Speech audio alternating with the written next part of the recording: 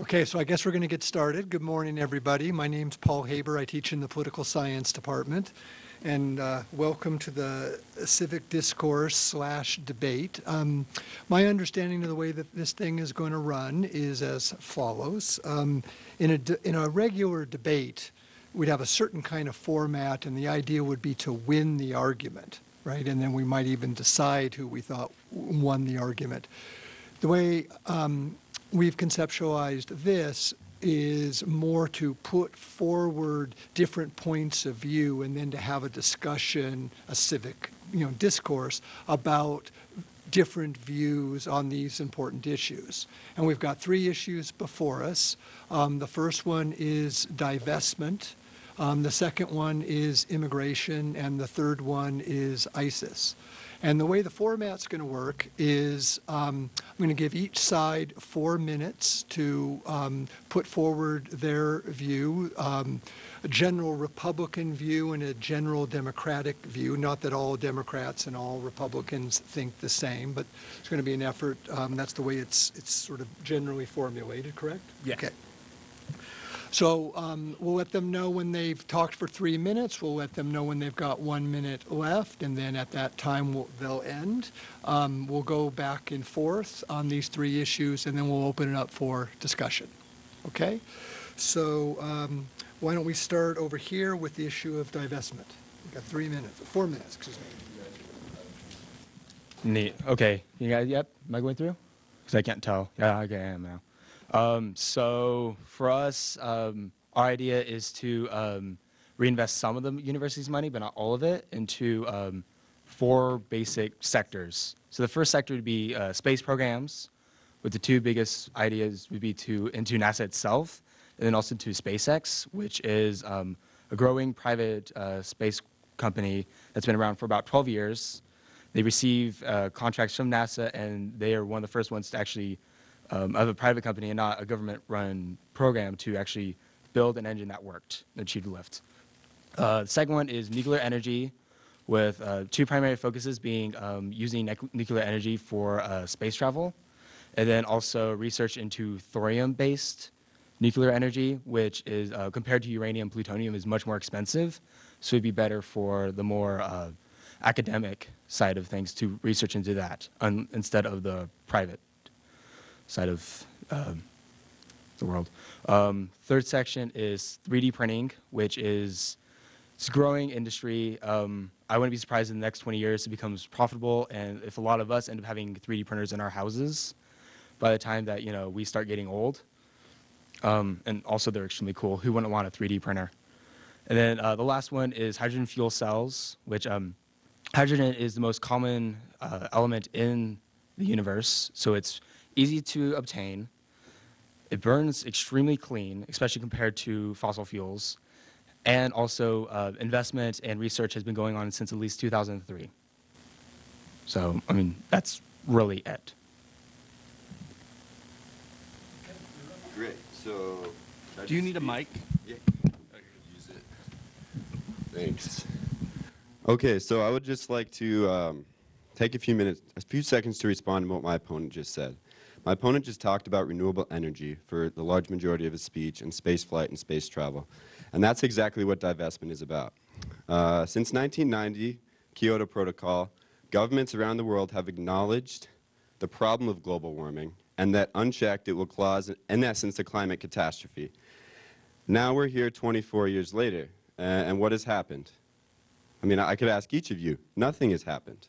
The most that has happened recently is some EPA administrative rulemaking carbon regulations, which is going to slow the growth of coal, but not stop it. Coal, of course, the dirtiest possible fuel to burn. We're selling more and more of it each year. So the idea of divestment is not radical at all. We're saying we're going to play by the rules of capitalism. We're going to play by the rules of capital.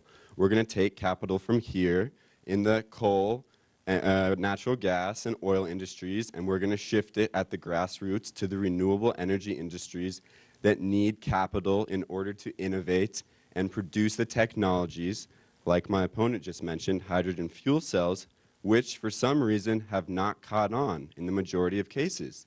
The problem is not that technology doesn't exist. It exists. It's that it's not being utilized. It's a political problem, and in the face of political, you know, I don't know another way to put it, political obfuscation and slow walking it and inaction, we have to start at the grassroots. And divestment is an imperfect idea, but it's drawing attention to these fossil fuel corporations that continue to burn fossil fuels. And as the value, real quick, let me explain divestment in 15 seconds. So the idea of divestment is the way a stock market works, the way a stock is valued is people buy the stock based on how much they think it's worth. And every quarterly report, these fossil fuel corporations say, we found new carbon reserves, so we're worth more. But climate science and climate math shows that we can only burn 20 to 25% of the fossil fuel reserves on the books of multinational fossil fuel corporations.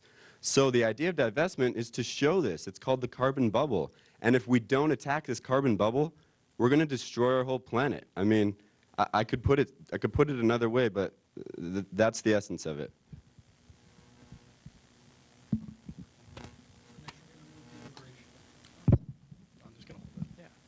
Just checking everyone can hear me? Okay, good. Am I good to start? All right, so I'm representing the Republicans on the issue of immigration, and our stance is that immigration is probably the greatest boon to our country. It brings in resources, it brings in capital, it brings in people, and throughout our entire history, it's been most beneficial. I mean, look, the most famous example is things like Albert Einstein. The only reason we have him is because we have immigration and we had policies that accepted people from those countries that were intelligent. Even if they weren't intelligent, they could come over, they could work, they could create new capital here. It's the greatest boon to any country, especially a country that's more first world, more civilized, where birth rates decline. So as Republicans, we're in favor of, if not abolishing the federal border, at least reducing it so that it's a lot easier to cross, more people can come over, the capital can spread more evenly.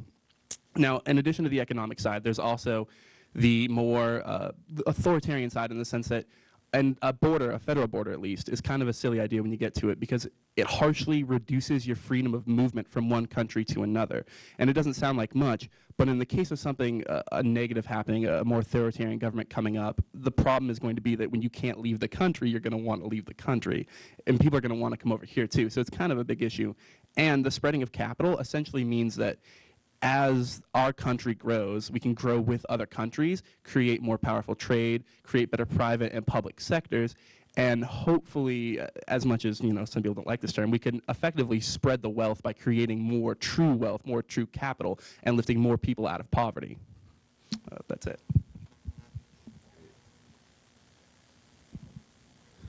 Okay, so I think my opponent and I are probably in agreement on it, but he did not represent the Republican position on immigration at a federal level whatsoever.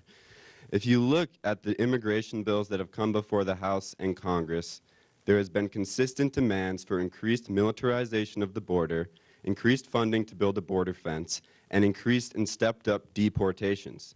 Now, in an ideal world, we don't have these federal borders, maybe in an anarchist sort of world. But my opponent's sort of espousing and articulating an anti-statist ideology, which I see as fundamentally at odds with the corporate GOP and the corporate Democratic Party, for that matter. Let's take a pretty middle-of-the-run bill like the DREAM Act. The DREAM Act said we're going to reform visa things, we're going to reform the HB1 visa waiver program, we're going to allow more immigrants to come in for these seasonal jobs, and then let them return home, because between you and me, let's be honest, the reason your orange juice is so cheap is not because of capitalist innovation. It's because they're paying these workers next to nothing because they don't have rights. So, I mean, if we want to see true immigration reform, sure, let's open up the borders. But let's look at John McCain. Let's look at Senator Shelby from South Carolina. Let's look at what people are actually saying at the federal level. And they're not saying get rid of the border. They're saying militarize the border and deport more immigrants so that they can't take jobs from people, when data, in fact, actually shows that they're taking jobs that most Americans don't want. So I think for this issue, we should be debating the substance of the bills that have actually come before Congress, especially if we're going to be doing Democrats versus Republicans, instead of sort of, these high-minded philosophical notions of what a state should be and what a border should be. How much time do we have? All right, do you want to take it? I just want to add that our opponent, I believe you're playing a libertarian role in this circumstance. And, I don't know if you'll have an option to respond to this, but the cultural implications of opening up the borders would be at very, very extreme odds with your support. And I, would wonder how you respond to this and if this is truly a realistic debate or a, unrealistic circumstance. But when we get to that later.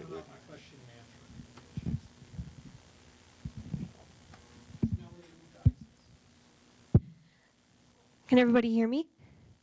Okay, so ISIS. The Republican stance, which I represent for ISIS, is the president's strategy hasn't done enough to combat this threat. We need boots on the ground in order to combat this threat. In a region that has known so much bloodshed with all of these terrorists raping, beheading 2 American journalists, in fact, why shouldn't we take military action against them? And that's about it.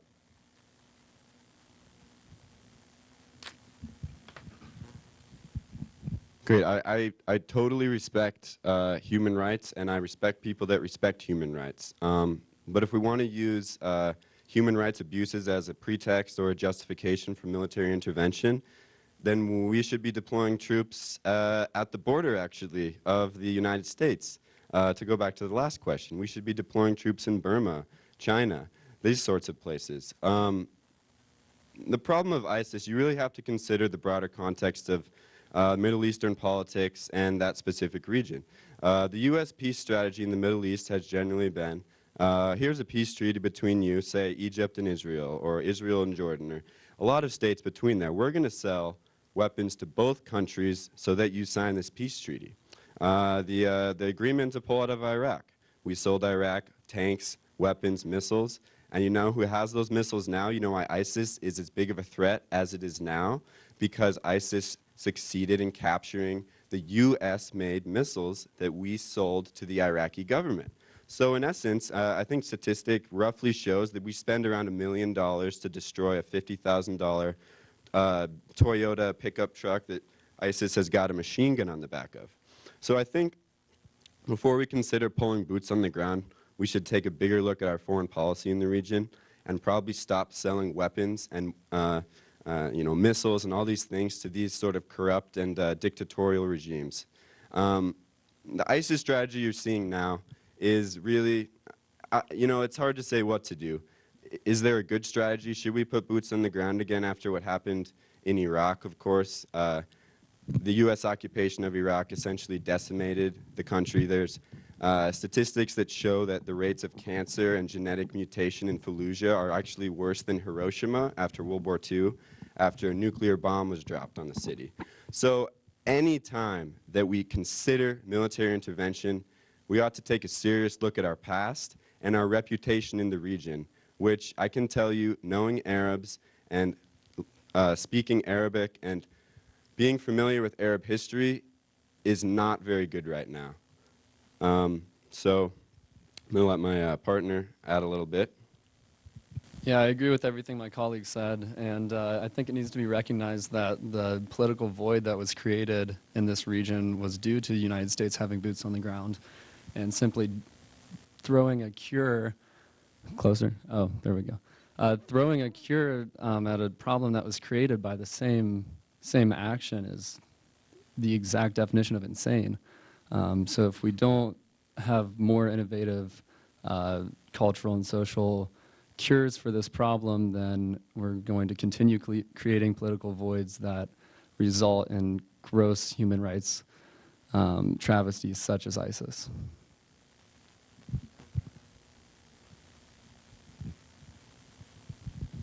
Okay, so what the format now asks of us is for you to ask questions, and I'll just come around with the mic and hand it to you so that we can get questions recorded.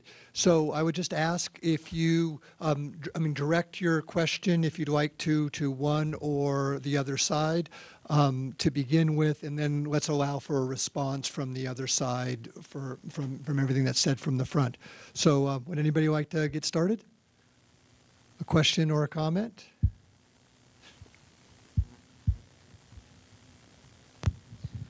So this is addressed to both sides. I don't know if any of you had the opportunity to go to the president's lecture by Michael Schultz from Stony Brook University called It's About the Oil Stupid, where he discussed a lot of the geopolitical goings-on in the area around where ISIS territory currently is.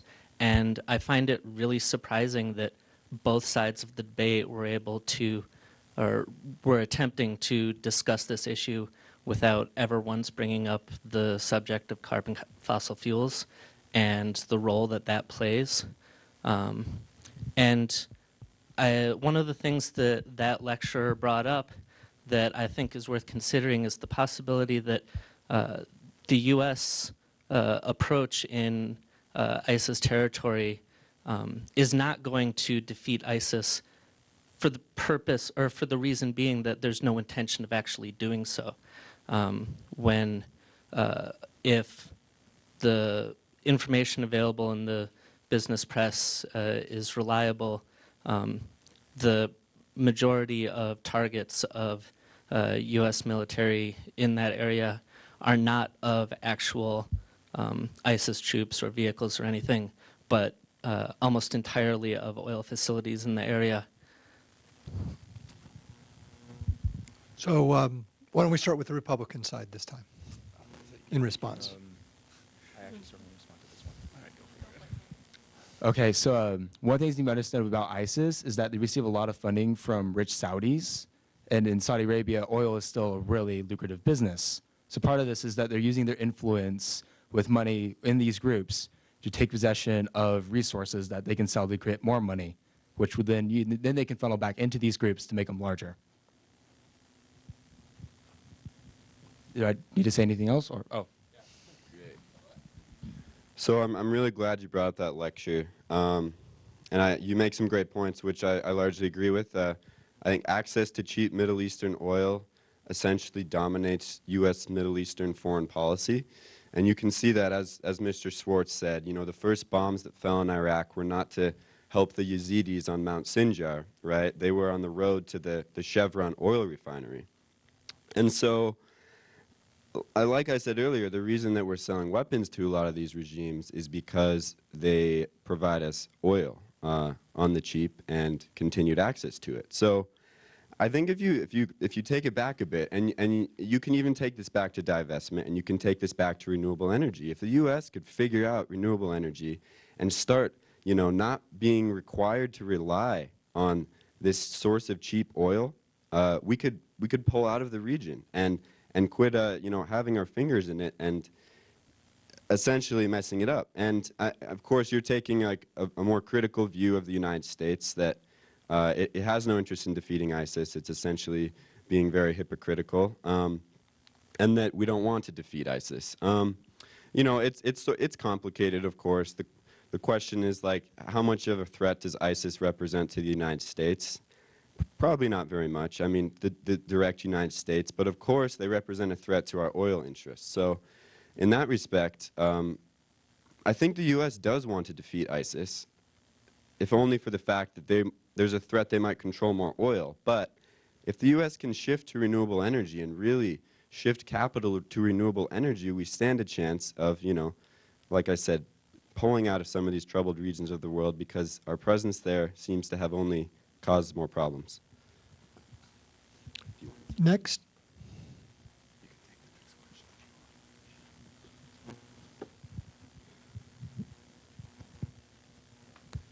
I suppose, just going along with the topic, was it because of our presence there that that these problems arose, or was it because we pulled out too early?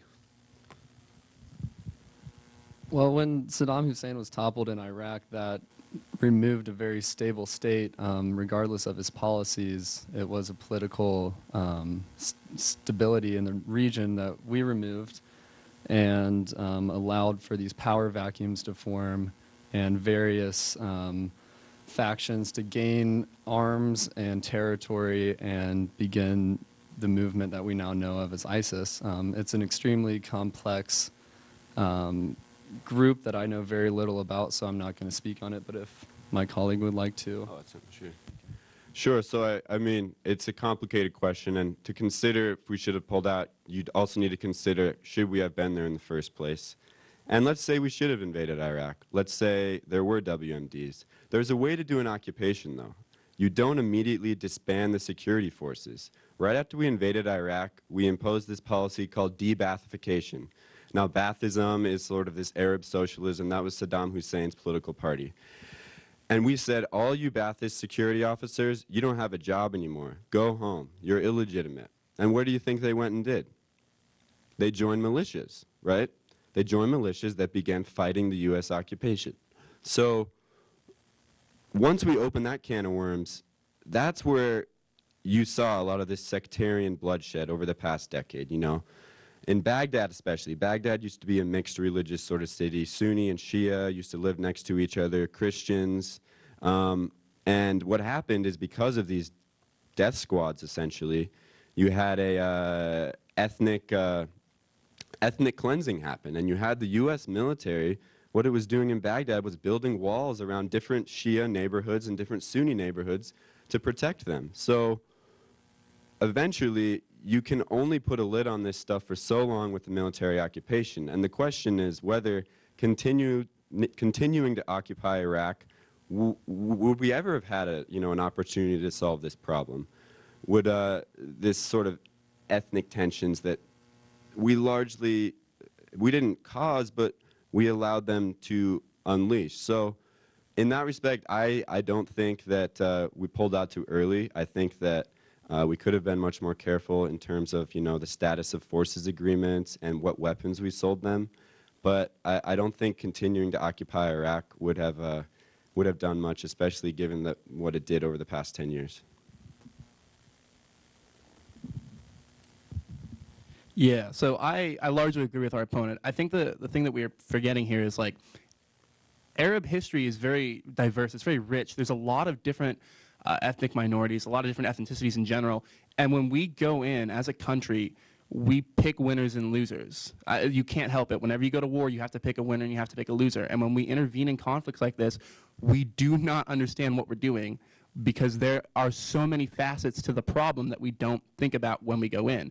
And when we occupy a land for any frame of time, I mean, if it's a month, a year, 10 years, whatever, you can't help but destabilize the region because in order to fight the threat, you have to become more and more dug in, more stranglehold on the threat that you think is there, which ends up causing even more diverse problems than when we went in. So as to whether or not we left too early, I think the question should be, should we have gone in at all? So that's it.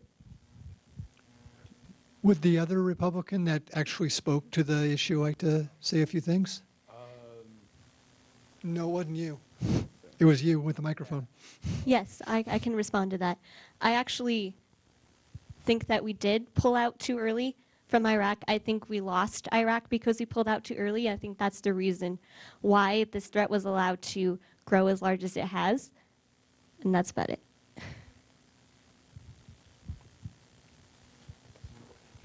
Next question. Okay. Here you go. Thank you very much. This is more geared towards the conservative part of the panel. My question is, you spoke to this whole concept of the crimes against humanities and how it's making people really upset, and that's why we have to put boots in the ground. So I disagree with that, especially in your point of view, in the sense that if we look past, like historically within the past 4 years, the universal chorus of the United States citizens have been pulled the troops out of there. So how are you going to explain to American citizens that have been begging the government to pull troops out of the Middle East repeatedly without using this false idea of crimes against humanity? Because historically that is not the primary reason why we go in. That is a secondary causation of going into foreign lands. And so how are you going to explain that to the United States people in a very honest and truthful way, that it's not because of crimes against humanity, we're driving because of something else? I think that we need boots on the ground because it's the last resort, because I think the strategy that we have now hasn't been working. And so I think we need boots on the ground as a last resort. And it's come to the point of the last resort because it's grown and grown and grown. And they've just been, that's about it.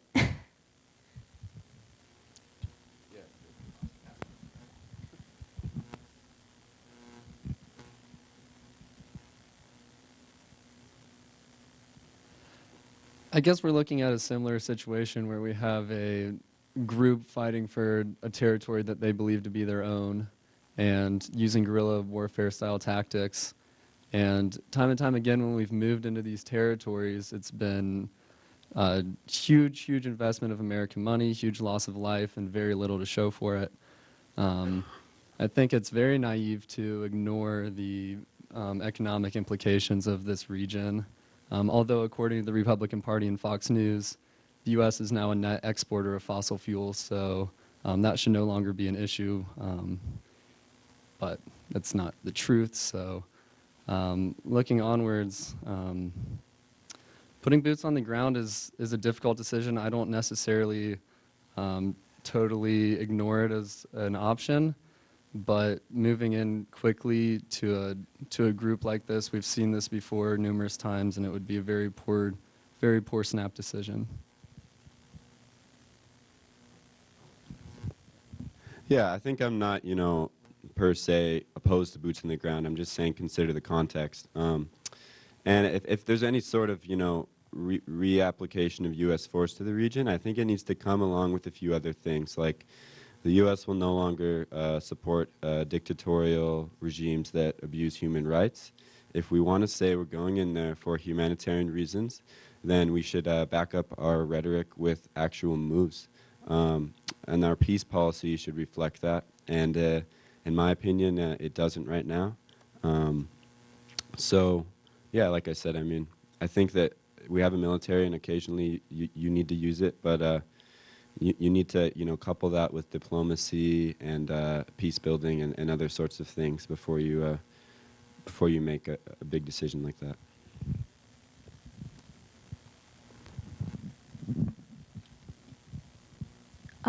In terms of immigration, what would the Democratic policy be? Like, what do you think the U.S.'s first step towards immigration should be? I think the first thing we need to do is have another amnesty to allow illegal immigrants in the United States the benefits of citizenship, and also to respond to the Republicans' cries of immigrants not paying taxes or contributing to social welfare. And then the next thing we need to do is have a much more robust temporary workers permit program where workers are allowed to come over, are protected by United States labor laws, are paid a working wage, and then are allowed crossing back to their home countries when their work is complete or their work permit has run out. This has been done in the past, it's been proven successful, and there's numerous generations of, I guess in this instance we're talking about Mexican Americans, there's numerous generations of Mexican Americans that these similar policies have worked for. So I think we need to go back to our past and do what's worked in the past.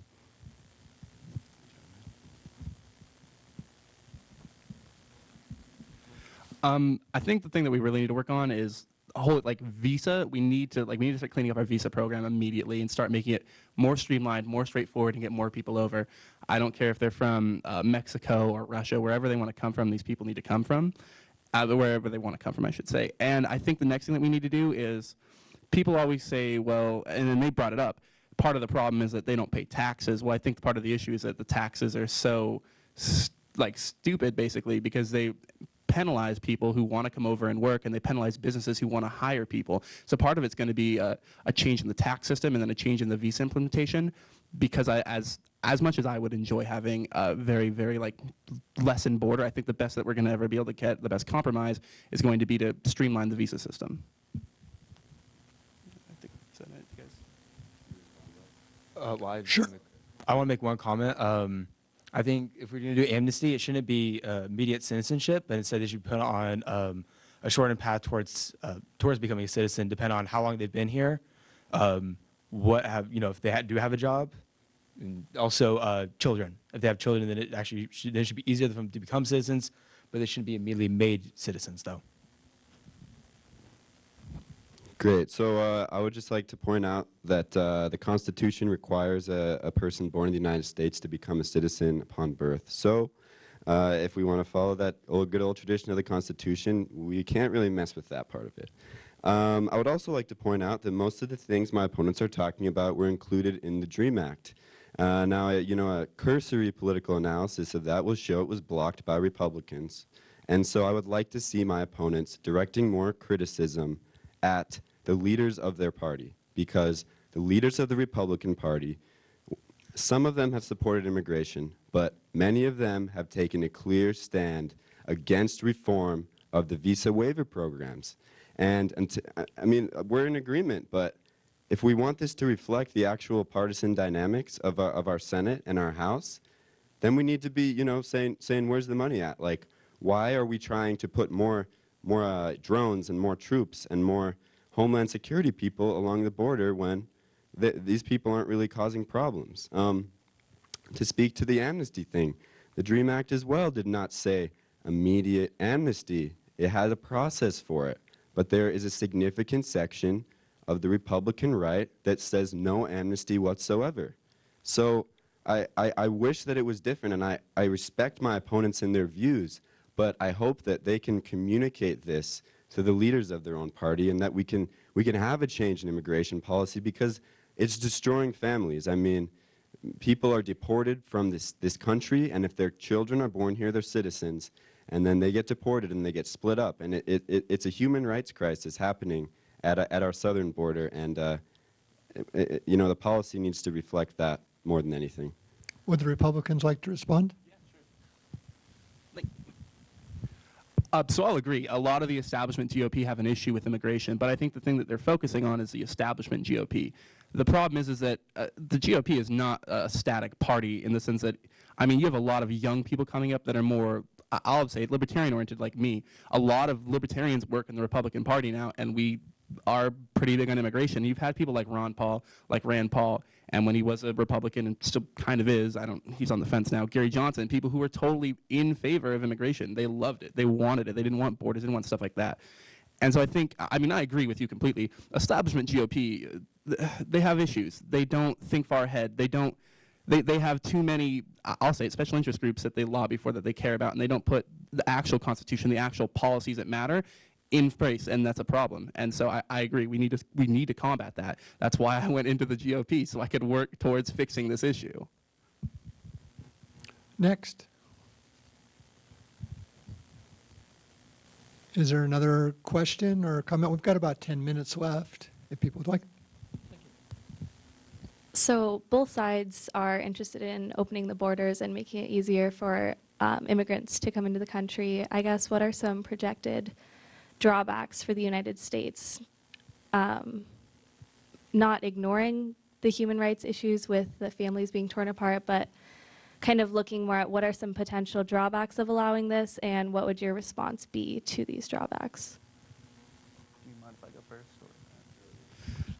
I think so. The potential drawbacks essentially are already based on the things that we've done. So let's say we open up the borders completely. I'm not as concerned with, say, which is a common Republican fear tactic, is the idea that Mexican drug cartels will overrun the border. I mean, sure, there'll be an issue, but I think that just forces us to reevaluate our drug policy. There's also the issue that they're afraid that terrorists will come from other countries into our country and plan more terrorist attacks like 9/11, but to address that, I mean, planning a terrorist attack is incredibly difficult on that scale. And that's more a result of our horrid foreign policy of going into these countries and messing with these people, as opposed to an actual issue with the immigration itself.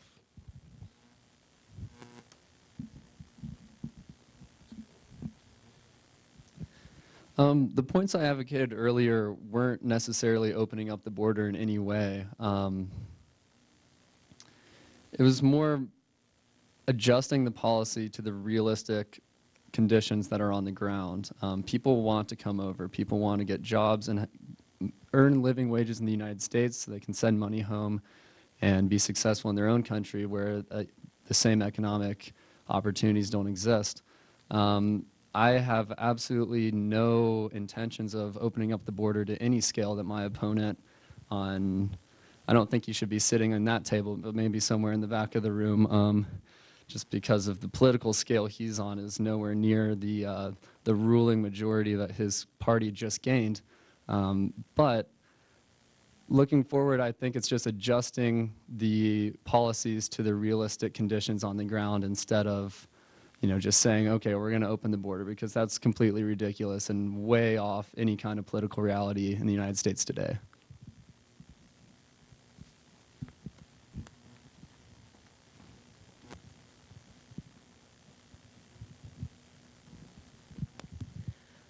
So you mentioned the human rights issues of like opening or even loosening the borders. Would you be able to explain any economic issues for people that are already living here if you did loosen the borders? I'll take this one first. Yeah, sure. I think that's a great question, and you should totally be concerned about the implications to our economy. I think, like I said earlier, most undocumented immigrants end up taking jobs that most Americans will not work anyways, for a number of reasons. A lot of it is that there are very few jobs with low income back in their home country. And you can also look at it from another perspective. You can say, to have a business, to make money, to trade goods, you need to hire people, right? And if there's actually a shortage of labor, that's as much of a problem as a surplus of labor. So you can look at this in a sort of, whatever perspective you want to look at it. Mainstream economics would say if capital goes somewhere, then you need labor to follow as well. What you need to do is take a step back for the Mexican border and consider NAFTA, the North American Free Trade Agreement, because what NAFTA did is it eliminated tariffs on a lot of goods, but it did not eliminate restrictions on movement. So now a bushel of corn crosses the border 10 times easier than a human being. So if you sort of take a step back and consider the economic benefits of immigration liberalization, you can realize that the U.S. has a lot to gain from it, and that spending money militarizing this border and policing it is just throwing money down the drain instead of letting people come in and make money and, send it back home. And to return to a point from earlier, the truth is that undocumented immigrants actually do pay taxes. They contribute a lot towards Social Security, and they contribute towards other sorts of state pension funds and that sort of thing. So the idea that they're a drain in their economy is, in my opinion, been proved to be empirically mostly false. So yeah. I'm gonna add a couple more things. And first off, this is a great question, because there is a population of Mexican Americans in the United States who followed the legal procedures to gain citizenship and are now against liberalizing immigration because they did it the right way and don't want to see their brethren who do it the wrong way be rewarded. But when you're talking about immigration, they're usually taking the jobs in the lower tier of the economy, such as labor. And their comparative advantage in the labor market is that their employers don't need to follow the law, basically, don't need to pay them a minimum wage, don't need to make sure they have health care or any other kind of labor protection.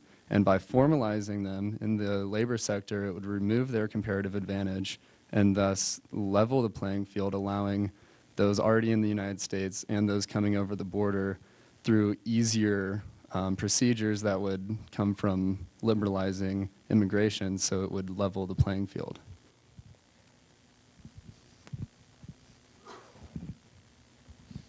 Yeah.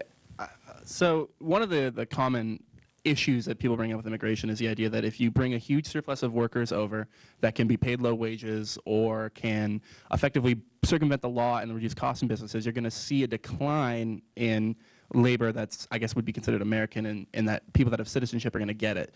The main thing, though, is that if you bring a bunch of minimum skilled laborers into the United States, they're not going to take these high paying jobs, and they're going to take the jobs that Americans already aren't doing anyways.